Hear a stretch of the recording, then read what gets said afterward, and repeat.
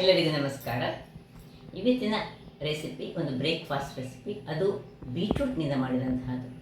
ಒಂದೇ ಹಿಟ್ಟನ್ನು ಬಳಸಿ ನಾವು ಇದರಿಂದ ಕಡುಬನ್ನು ಮಾಡ್ಬೋದು ಅಥವಾ ಈ ಸಣ್ಣ ಸಣ್ಣ ಗುಳಿಯಪ್ಪಗಳನ್ನು ಸಹ ಮಾಡ್ಬೋದು. ಬಹಳ ಟೇಸ್ಟಿಯಾಗಿ ಬರ್ತದೆ. ಮಕ್ಕಳ ಟಿಫಿನ್ ಬಾಕ್ಸಿಗಂತೂ ಈ ಗುಳಿಯಪ್ಪ ಹೇಳಿ ಮಾಡಿಸಿದಂತಹದ್ದು ಬಹಳ ಟೇಸ್ಟಿ ಹಾಗೂ ಆರೋಗ್ಯದಾಯಕ. ಹಾಗಿರುವಾಗ ಯಾರೆಲ್ಲ ನನ್ನ ಚಾನಲನ್ನು ನೋಡ್ತಿದ್ದೀರಿ, ಯಾರೆಲ್ಲ ಇನ್ನು ಸಬ್ಸ್ಕ್ರೈಬ್ ಮಾಡಿಲ್ಲ, ದಯವಿಟ್ಟು ಸಬ್ಸ್ಕ್ರೈಬ್ ಮಾಡಿ, ಸಪೋರ್ಟ್ ಮಾಡಿ ಅಂತ ಹೇಳುತ್ತಾ ಬನ್ನಿ ಯಾವ ರೀತಿಯಲ್ಲಿ ಈ ಒಂದು ಹಿಟ್ಟನ್ನು ತಯಾರಿಸುವುದು ಹಾಗೂ ಈ ಗುಳಿಯಪ್ಪ ಹಾಗೂ ಕಡುಬನ್ನು ಮಾಡುವುದನ್ನು ನೋಡೋಣ. ನಮಸ್ತೆ ಮಿತ್ರರೇ, ಇಲ್ಲಿ ನೋಡಿ, ಇವತ್ತೊಂದು ಬೀಟ್ರೂಟ್ನ ರೆಸಿಪಿ. ಬಹಳ ರುಚಿಕರವಾಗಿ ಬರುವಂತಹದ್ದು, ಸಹ ಮಾರ್ನಿಂಗ್ ಬ್ರೇಕ್ಫಾಸ್ಟಲ್ಲಿ ಮಾಡುವಂತಹದ್ದು. ಇದಕ್ಕೆ ಒಂದು ಅರ್ಧ ಕಪ್ಪಿನಷ್ಟು ಈ ಅನ್ನ, ಕುಚಲಕ್ಕಿ ಅನ್ನ ಸಾಕ್ತದೆ, ಬೆಳ್ತಿಗೆ ಅಕ್ಕಿ ಅನ್ನ ಆಗ್ತದೆ, ಯಾವ ಅನ್ನ ಸಾಕ್ತದೆ. ನಾವು ಕುಚಲಕ್ಕಿ ಯೂಸ್ ಮಾಡುವವರು ಕುಚಲಕ್ಕಿ ಅನ್ನ ತೆಗೆದುಕೊಂಡಿದ್ದೇನೆ. ಒಂದು ಲೋಟದಷ್ಟು, ಇದರಲ್ಲಿ ಅರ್ಧ ಲೋಟ ಅನ್ನ ಆದರೆ ಒಂದು ಲೋಟದಷ್ಟು ತೆಂಗಿನ ತುರಿ ತೆಗೆದುಕೊಂಡಿದ್ದೇನೆ. ಒಂದು ಚಮಚ ಸಕ್ಕರೆ, ಒಂದು ಚಮಚದಷ್ಟು, ಅರ್ಧ ಚಮಚದಷ್ಟು ಇದು ಈಸ್ಟ್ ತೆಗೆದುಕೊಂಡಿದ್ದೇನೆ. ಇಲ್ಲಿ ನೋಡಿ, ಒಂದು 200 ಗ್ರಾಮ್ಸ್ನಷ್ಟು ಅಕ್ಕಿಯನ್ನು ತೆಗೆದುಕೊಂಡಿದ್ದೇನೆ. ಇದನ್ನು ಒಂದು 4 ಗಂಟೆಗಳ ಕಾಲ ನೀರಿನಲ್ಲಿ ದೋಸೆ ಹಾಕಿದ್ದು ರಾ ರೈಸ್ ಏನು ಕರಿತೀವಿ ಅದು. ಈಗ ಮೊದಲಿಗೆ ನಾವೇನು ಮಾಡುವ ಹೇಳಿದರೆ, ಈ ಒಂದು ಈಸ್ಟನ್ನು ನಾವು ಸ್ವಲ್ಪ ಬಿಸಿ ನೀರು ಮಾಡಿದ್ದೇನೆ ನಾನು. ಈ ಬಿಸಿ ನೀರನ್ನು ಒಂದು ಲೋಟಕ್ಕೆ ಹಾಕ್ಕೊಳ್ತಿದ್ದೇನೆ. ಲೋಟಕ್ಕೆ ಹಾಕಿ ಒಂದು ಚಮಚದಷ್ಟು ಸಕ್ಕರೆ ಹಾಕಿದರೆ ಒಂದು ಅರ್ಧ ಚಮಚದಷ್ಟು ಈಸ್ಟನ್ನು ಹಾಕಿ ಹೀಗೆ ಕಲಡಿಸಿಕೊಂಡು ಇಟ್ಕೊಳ್ತೇನೆ. ಇದು ಸ್ವಲ್ಪ ಬಿಸಿ ನೀರಿನಲ್ಲಿ ಹಾಕ್ಕೊಳ್ಬೇಕಂದ್ರೆ, ಬಿಸಿ ಅಂದರೆ ತುಂಬ ಬಿಸಿ ಅಲ್ಲ, ಸ್ವಲ್ಪ ಹದ ಬಿಸಿಯಲ್ಲಿ ಇದನ್ನು ಹಾಕ್ಕೊಂಡು ಇದನ್ನು ಪಕ್ಕಕ್ಕೆ ಇಟ್ಕೊಳ್ಳೋಣ. ಈಗ ಇದರದ್ದು ಸಿಪ್ಪೆಯನ್ನು ತೆಗೆದುಕೊಳ್ತಿದ್ದೇನೆ. ಸಿಪ್ಪೆ ತೆಗೆದುಕೊಂಡು ಇದನ್ನು ಸಣ್ಣದಾಗಿ ಮಾಡ್ಕೊಳ್ಳೋಣ. ಸೊ ಇಲ್ಲಿಗೆ ಸಿಪ್ಪೆ. ಇದಕ್ಕೆ ಬೀಟ್ರೂಟಿಗೆ ಕನ್ನಡದಲ್ಲಿ ಅಂದರೆ ಹಿಂದಿನ ಕಾಲದಲ್ಲಿ ರಕ್ತಕಂದ ಅಂತ ಕರೀತಿದ್ದರಂತೆ. ಬ್ರಿಟಿಷರು ಈ ಒಂದು ಬೀಟ್ರೂಟನ್ನು ನಮ್ಮ ದೇಶಕ್ಕೆ ಇಂಟ್ರೊಡ್ಯೂಸ್ ಮಾಡಿದವರಂತ ಹೇಳ್ತಾರೆ. ಎಲ್ಲ ಸಹ ಬೀಟ್ರೂಟ್ ಕರೆದು ಅದರ ಕನ್ನಡದ ಹೆಸರು ನಮ್ಮ ಹಿರಿಯರಂತೆ ರಕ್ತಕಂದ. ಎಷ್ಟು ಮಂದಿಗೆ ಗೊತ್ತಿತ್ತು ಇದರ ಹೆಸರು ಅಂತೇಳಿ ಕಮೆಂಟ್ ಮಾಡಿ. ಸೊ ಇದನ್ನೀಗ ಕಟ್ ಮಾಡಿ ಸಣ್ಣದಾಗಿ ಹೆಚ್ಚಿಟ್ಕೊಳ್ತೇನೆ. ವೀಕ್ಷಕರೇ ನೋಡಿ, ಸಣ್ಣದಾಗಿ ಹೆಚ್ಚಿಟ್ಟುಕೊಂಡೆ. ಈಗ ಇದನ್ನೊಂದು ಸಣ್ಣ ಒಂದು ಮಿಕ್ಸಿ ಜಾರಿಗೆ ಇದನ್ನು ಹಾಕೊಳ್ಳೋಣ. ಹಾಕ್ಕೊಂಡು ಸ್ವಲ್ಪ ನೀರನ್ನು ಹಾಕ್ಕೊಂಡು ಇದನ್ನು ನಾನು ಒಂದು ಪೇಸ್ಟಾಗಿ ಮಾಡಿ ತರ್ತೇನೆ. ಸ್ವಲ್ಪ ನೀರು ಹಾಕ್ಕೊಳ್ಬೇಕಾಗ್ತದೆ. ಸೊ ಪೇಸ್ಟ್ ಮಾಡಿ ತರ್ತೇನೆ ನೋಡಿ. ಈ ರೀತಿ ಫೈನಾದೊಂದು ಪೇಸ್ಟ್ ರೆಡಿ ಆಗಬೇಕು. ಈಗ ಇದನ್ನು ಪಕ್ಕಕ್ಕೆ ಇಟ್ಕೊಳ್ಳೋಣ. ಈಗ ದೊಡ್ಡ ಮಿಕ್ಸಿ ಜಾರನ್ನು ತೆಗೆದುಕೊಂಡು ಸುರಿಗೆ ಈ ಅನ್ನ ಮತ್ತು ತೆಂಗಿನ ತುರಿ ಹಾಕಿದಷ್ಟು ರುಚಿ ಜಾಸ್ತಿ ಆಗ್ತದೆ. ಹೇಗೆ ನಾವು ಆಪ ಮಾಡ್ತೇವೆ ನೋಡಿ, ಅದೇ ರೀತಿಯಲ್ಲಿ ಇದು ಸ್ವಲ್ಪ ಬರ್ತದೆ. ಆದರೆ ದೋಸೆ ಅಲ್ಲ, ಇದು ಬೇರೆ ಒಂದು ರೀತಿಯಂಥದ್ದು. ಇದಕ್ಕೆ ಫರ್ಮೆಂಟೇಷನ್ ಸಹ ಉಂಟು ಮಾಡಲಿಕ್ಕೆ. ಸೊ ನೋಡಿ, ಇದು ಕಲಡಿಸಿಟ್ಟಂತಹ ಈಸ್ಟ್ ರೆಡಿಯಾಗಿದೆ. ಇದನ್ನೀಗ ಅದಕ್ಕೆ ಹಾಕ್ಕೊಳ್ತಿದ್ದೇನೆ. ಸಕ್ಕರೆಯೊಟ್ಟಿಗೆ ಕಲಡಿಸಿಕೊಂಡದು. ಈಗ ಇದಕ್ಕೆ ಈ ಅಕ್ಕಿ ಇಲ್ಲದಿದ್ದರೆ ನಿಮ್ಮ ಹತ್ರ ಈ ಇಡಿಯಪ್ಪ ಮಾಡುವಂತಹ ಪೌಡರ್ ಇದ್ದರೆ ಸಹ ಅದು ಸಾಕ್ತದೆ. ಪತ್ರಿ ಪೌಡರ್ ಅಂತ ಏನು ಕರಿತೇವೆ, ಅದರಲ್ಲಿ ಸಹ ಮಾಡ್ಕೊಳ್ಬೋದು ನಾವು. ಇಷ್ಟು ಹಾಕಿ ಇದಕ್ಕೆ ಸ್ವಲ್ಪ ಉಪ್ಪು ಹಾಕಿ ಒಂದು ಸ್ವಲ್ಪ ದಪ್ಪದಲ್ಲಿ ಸ್ವಲ್ಪ ನೀರು ಹಾಕ್ಕೊಂಡು ನಾವು ಸ್ವಲ್ಪ ದಪ್ಪದಲ್ಲಿ ಇದನ್ನು ಗ್ರೈಂಡ್ ಮಾಡಿ ತರೋಣ. ವೀಕ್ಷಕರೇ, ಇಲ್ಲಿ ನೋಡಿ, ಇಷ್ಟು ದಪ್ಪದಲ್ಲಿ ಇದೀಗ ಹೀಗೆ ಬಂತು. ಈಗ ಇದನ್ನೆಲ್ಲ ಒಟ್ಟು ಮಾಡ್ಕೊಳ್ಳೋಣ. ಇದು ಫುಲ್ಲು ಗ್ರೈಂಡ್ ಆಗಲಿಲ್ಲ. ಈಗ ನಮಗೆ ತುಂಬ ನೀರಾಗಬಾರ್ದು ಈ ಹಿಟ್ಟು, ಅದಕ್ಕೋಸ್ಕರ ಸೊ ಇಷ್ಟು ದಪ್ಪದಲ್ಲಿ ಗ್ರೈಂಡ್ ಮಾಡಿಕೊಂಡೆ ನಾನು.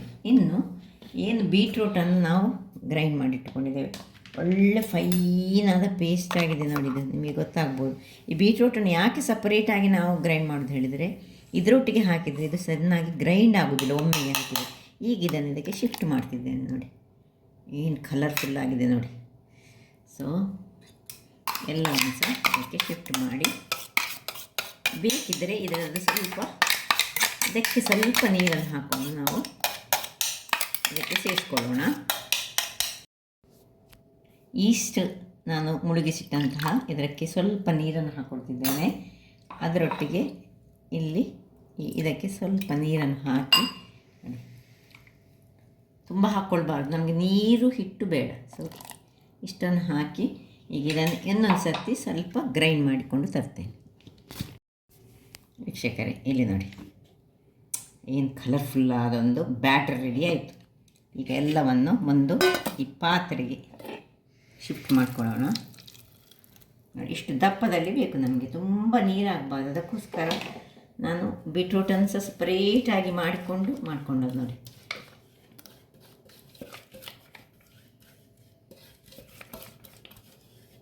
ಉಪ್ಪು ಸಹ ಗ್ರೈಂಡ್ ಮಾಡುವಾಗಲೇ ಹಾಕ್ಕೊಂಡಿದ್ದೇನೆ. ಇಷ್ಟಿನೊಟ್ಟಿಗೆ ಚೂರು ಸಕ್ಕರೆ ಹಾಕ್ಕೊಂಡಿದ್ದೇನೆ. ಬೀಟ್ರೂಟ್ ಆಲ್ರೆಡಿ ಹೇಗೂ ಸಿಹಿಯಾಗಿ ಇರುವಂತಹದ್ದು. ಈಗ ಮಿಕ್ಸಿಯನ್ನು ತೊಳೆದಂತಹ ಚೂರು ನೀರನ್ನು ಸೇರಿಸ್ಕೊಳ್ತೇನೆ. ನೋಡಿ, ಇಷ್ಟು ದಪ್ಪ ಬೇಕು ನಮಗೆ. ಇದು ತುಂಬ ನೀರಾಗ್ಬೋದು, ಅದರಿಂದಾಗಿ ಚೂರೇ ಚೂರು ಸ್ವಲ್ಪ ಇದನ್ನು ಸ್ಪ್ರಿಂಕಲ್ ಮಾಡಿಕೊಂಡು ಈ ಒಂದು ಇಲ್ಲಿ ನೋಡಿ ಇಷ್ಟೇ ನೀರನ್ನು ನಾನು ಜಸ್ಟ್, ಯಾಕೆಂದರೆ ಬೇಕಿದ್ದರೆ ನಾಳೆ ಬೆಳಿಗ್ಗೆ ನಾವು ನೀರನ್ನು ಹಾಕೊಳ್ಳೋಣ. ಮಿಕ್ಸಿಯಲ್ಲಿ ಉಳಿದಂತಹ ಸ್ವಲ್ಪ ವಸ್ತುವನ್ನು ಇದರಲ್ಲಿ ಹೀಗೆ ಮಾಡಿ ಸಾಕು.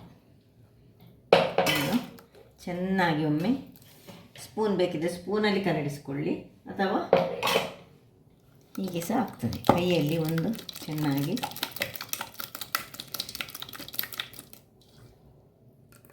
ಈ ರೀತಿ ಮಾಡಿಕೊಂಡು ಮುಚ್ಚಳವನ್ನು ಮುಚ್ಚಿ ಇದನ್ನು ಫರ್ಮೆಂಟ್ ಆಗಲಿಕ್ಕೆ ಬಿಡೋಣ. ಇನ್ನು ನಮ್ಮ ಕೆಲಸ ನಾಳೆ ಬೆಳಿಗ್ಗೆ. ವೀಕ್ಷಕರೇ, ನಾನು ಮರುದಿನ ಬೆಳಿಗ್ಗೆ ಹೇಗೆ ಆಗಿದೆ ನೋಡೋಣ. ಬಹಳ ಚೆನ್ನಾಗಿದೆ ನೋಡಿ, ಸ್ವಲ್ಪ ದಪ್ಪ ಆಗಿದೆ. ಇಷ್ಟೇ, ಹೀಗೆ ಬೇಕು. ಚೂರು ಇದಕ್ಕೆ ನೀರನ್ನು ಹಾಕ್ಕೊಳ್ಳೋಣ. ನಾನು ನಿನ್ನೆ ಮಿಕ್ಸಿ ತೊಳೆದು ಸ್ವಲ್ಪ ನೀರನ್ನು ಹೀಗೆ ಇಟ್ಟುಕೊಂಡಿದ್ದೇನೆ. ಇದನ್ನೇ ನಾನು ಈಗ ಹಾಕ್ಕೊಳ್ತಿದ್ದೇನೆ. ಇದನ್ನು ಹೀಗೆ ತೆಗೆದಿಟ್ಟುಕೊಂಡ್ರೆ ನಮಗೆ ಮತ್ತೆ ಸೇರಿಸಲಿಕ್ಕೆ ಒಳ್ಳೆಯದಾಗ್ತದೆ. ರಾತ್ರಿ ಸೇರಿಸ್ಕೊಳ್ಬಾರ್ದು, ಈ ರೀತಿ ಬೇಕು.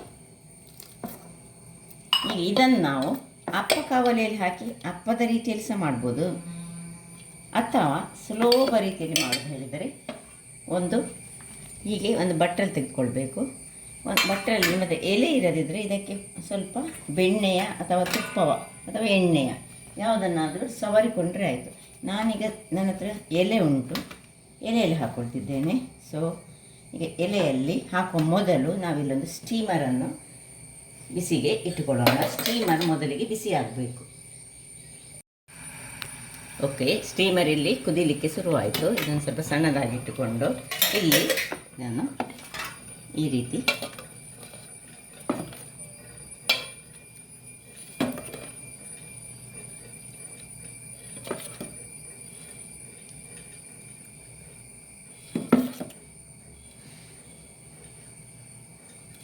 ಇಷ್ಟು ದಪ್ಪದಲ್ಲಿ ಸಾಕು ನೋಡಿ. ಇದು ಹೀಗೆ ಇರಬೇಕು. ಈಗ ಇದನ್ನು ಉಳಿದದನ್ನು ನಾನು ಈ ಅಪ್ಪೆ ಪ್ಯಾನಲ್ಲಿ ಹಾಕ್ಕೊಂಡು ಅಪ್ಪೆ ಮಾಡಿಕೊಳ್ತೇನೆ, ಅಥವಾ ನಾವು ಈ ಏನು ಹೇಳಿ ಆಪ ಅಂತ ಕರಿತೇವಲ್ಲ, ಅದನ್ನು ಸಹ ಇದರಲ್ಲಿ ಮಾಡ್ಕೊಳ್ಬೋದು. ಸೊ ಇದನ್ನೀಗ ನಾನು ಇದು ಹೆಲ್ದಿ ಆದ ವರ್ಷನ್, ಯಾಕೆ ಹೇಳಿದರೆ ಇದಕ್ಕೆ ಬೇರೆ ಏನು ಎಣ್ಣೆಯಲ್ಲಿ ಕರಿಲಿಕ್ಕೆಲ್ಲ ಏನಿಲ್ಲ. ಸೊ ಇದನ್ನೀಗ ಇಟ್ಕೊಳ್ತೇನೆ. ಸೊ ಈ ರೀತಿಯಲ್ಲಿ ಇಟ್ಕೊಂಡ್ರೆ ಆಯಿತು. ಇದೀಗ ಒಂದು 20 ನಿಮಿಷಗಳ ಕಾಲ ಇದು ಬೇಯಬೇಕು. 20ರಿಂದ 25 ನಿಮಿಷ ಸಹ ಮುಚ್ಚಿಟ್ಟುಕೊಂಡು ನಾನು ಬೇಯಿಸ್ಕೊಳ್ತೇನೆ. ವೀಕ್ಷಕರೇ, ಇದು ಇಲ್ಲಿ ಬೇಯ್ತಾ ಇರುವಾಗ ಇಲ್ಲಿ ನೋಡಿ ಉಳಿದ ಹಿಟ್ಟನ್ನು ನಾನು ಏನು ಮಾಡ್ತಿದ್ದೇನೆ ಹೇಳಿದರೆ, ಇಲ್ಲಿ ಅಪ್ಪೆ ಪಾನ್ ಇಟ್ಟಿದ್ದೇನೆ. ಅದರಲ್ಲಿ ಸ್ವಲ್ಪ ಎಣ್ಣೆಯನ್ನು, ಇದನ್ನು ಮಕ್ಕಳಿಗೆ ಈ ಟಿಫಿನ್ ಬಾಕ್ಸಲ್ಲಿ ಹಾಕಲಿಕ್ಕೆ ಸಹ ಬಹಳ ಚೆನ್ನಾಗಿ ಬರ್ತದೆ. ಕಲರ್ಫುಲ್ಲಾಗಿ ಸಹ ಇರ್ತದೆ, ತಿನ್ನಲಿಕ್ಕೆ ಸಹ. ಬೇಕಿದ್ರೆ ಸ್ವಲ್ಪ ಇದಕ್ಕೆ ಸಕ್ಕರೆಯನ್ನು ಹಾಕ್ಕೊಳ್ಬೋದು. ಬೇಕಿದ್ರೆ ಸಕ್ಕರೆ ಹಾಕ್ಕೊಂಡು ಮಾಡಿದರೆ ಸಾಕ್ತದೆ, ಬೆಲ್ಲ ಹಾಕ್ಕೊಂಡು ಮಾಡಿದರೆ ಸಹ ಇನ್ನೂ ಸ್ವಲ್ಪ ಸ್ವೀಟಾಗಿ ಬರ್ತದೆ. ಸೊ ಇದನ್ನೀಗ ಬಿಸಿಯಾದದಕ್ಕೆ ಒಂದೊಂದಾಗಿ ಮುಕ್ಕಾಲು ಹಾಕ್ಕೊಳ್ಳೋಣ.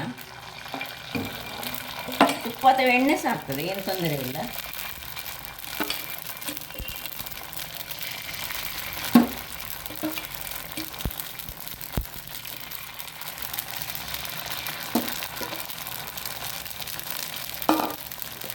ಅದ ಉರಿಯಲ್ಲಿ ಒಂದು ಮುಚ್ಚಳವನ್ನು ಮುಚ್ಚಿಕೊಂಡು ಬೇಯಿಸ್ಕೊಳ್ಳೋಣ.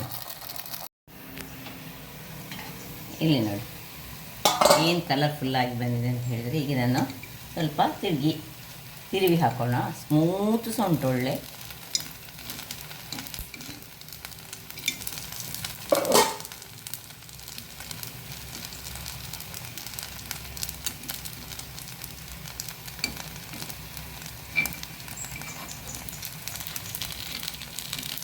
ಕಲರ್ಫುಲ್ಲಾದ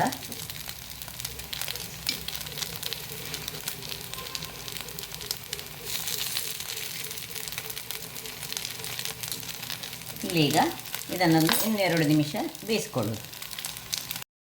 ವೀಕ್ಷಕರೇ ನೋಡಿ ಆಯಿತು, ಒಂದು 5 ನಿಮಿಷಗಳ ಕಾಲ ಹೀಗೆ ಇಟ್ಕೊಂಡಿದ್ದೇನೆ. ನೋಡಿ ರೆಡಿ ಆಯಿತು. ಹೇಗೆ ಬಂದಿದೆ ನೋಡಿ, ಸ್ಮೂತ್ ಅಂತೂ ಅಷ್ಟು ಚೆನ್ನಾಗಿದೆ ನೋಡಿ. ಕಲರ್ಫುಲ್ಲಾದ ಒಂದು ಬೀಟ್ರೋಟಿನ ಒಂದು ಅಪ್ಪೆ ರೆಡಿ ಆಯಿತು. ಸೊ ಇನ್ನೀಗ ಇನ್ನೊಂದು ಬೇಯ್ತಾ ಉಂಟು, ಅದು ಬೇಯಲಿ. But very smooth. ನೀವು ನೋಡಿದರೆ ಈಗ ಬಿಸಿ ಉಂಟಿಲ್ಲ, ಇದು ನನಗೆ ಕೈಯಲ್ಲಿ ನಿಮಗೆ ಒತ್ತಿ ತೋರಿಸ್ಕೊಡ್ತಿದ್ದೆ. ಸೊ ರೆಡಿ ಆಯಿತು. ಇನ್ನು ಉಳಿದ ಹಿಟ್ಟನ್ನು ಹಾಕ್ಕೊಂಡು, ಇದಾದರೆ ಬೇಗ ಆಗ್ತದೆ. ಇದಕ್ಕೆ ಮಾತ್ರ ಸ್ವಲ್ಪ 25 ಮಿನಿಟ್ಸ್ ಬೇಕಾಗ್ತದೆ. ಸೊ ಹೀಗೆ ತುಪ್ಪವನ್ನು ಸ್ವಲ್ಪ ಹಾಕ್ಕೊಳ್ಳೋದು ಮಾಡಿಕೊಳ್ಳೋದು. 20 ನಿಮಿಷಗಳ ಬಳಿಕ ಈಗ ಒಳ್ಳೆ ಬೆಂದಾಗೆ ಕಾಣ್ತದೆ. ಒಮ್ಮೆ ಚೆಕ್ ಮಾಡಿಕೊಳ್ಳೋಣ ಹೀಗೆ ಮಾಡಿಕೊಂಡು. ನೋಡಿ ಏನು ಹಿಡ್ಕೊಳ್ತಿಲ್ಲ. ಇದನ್ನೀಗ ಆಫ್ ಮಾಡಿಕೊಂಡು ಸ್ವಲ್ಪ ತಣ್ಣಗಾದ ಮೇಲೆ ಹೊರಗೆ ತೆಗೆದುಕೊಳ್ಳೋಣ. ವೀಕ್ಷಕರೇ ನೋಡಿ ಸಾಧಾರಣ ತಣ್ಣಗಾಯಿತು. ಈಗ ಇದನ್ನು ನಾನು ಹೀಗೆ ಚೆಕ್ ಮಾಡ್ಕೊಳ್ತಿದ್ದೇನೆ. ಬಿಸಿ ಉಂಟು ಸ್ವಲ್ಪ. ನಿಧಾನಕ್ಕೆ ಇದನ್ನು ಈ ರೀತಿ ತೆಗೆದುಕೊಳ್ಳೋಣ.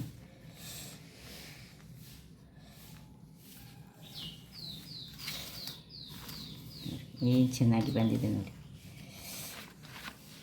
ನಾನು ಸ್ವಲ್ಪ ಈ ಪೋರ್ಷನ್ನ ಎಲೆ ಹಾಕಿದ್ರಿಂದಾಗಿ ಈ ರೀತಿ ಬಂತು.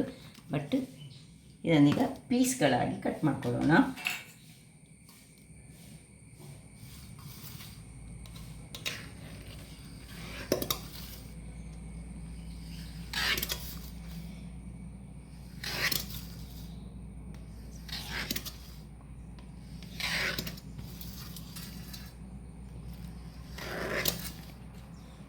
ಈ ರೀತಿ ತಿನ್ನಲಿಕ್ಕೆ ಸಿಗ್ತದೆ. ಸ್ಮೂತ್ ಆಗಿರ್ತದೆ, ಆರೋಗ್ಯಕ್ಕೆ ಸಹ ಬಹಳ ಉತ್ತಮ. ಅದೇ ರೀತಿ ಇಲ್ಲಿ ನೋಡಿ ಎಷ್ಟು ಸ್ಮೂತ್ ಹೇಳಿದರೆ ನೋಡಿ ಈ ರೀತಿಯಾಗಿ ಬರ್ತದೆ.